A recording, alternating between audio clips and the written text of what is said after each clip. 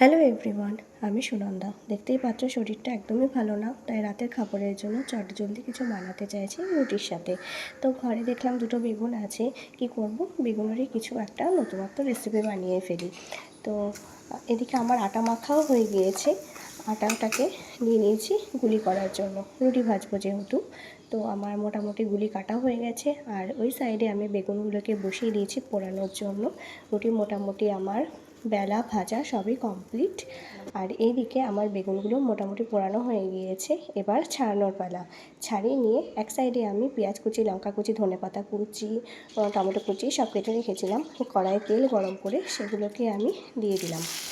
এরপর ভালো করে নাড়াচাড়া করে মোটামুটি ভাজা হয়ে আসলে তাতে স্বাদ মতো লবণ দিয়ে একটু নরম হয়ে আসলে তাতে বেগুন পোড়া যেটা আমি ছাড়িয়ে রেখেছিলাম সেটা দিয়ে ভালো করে মিক্সড করে রেডি আমার বেগুনের ভর্তা।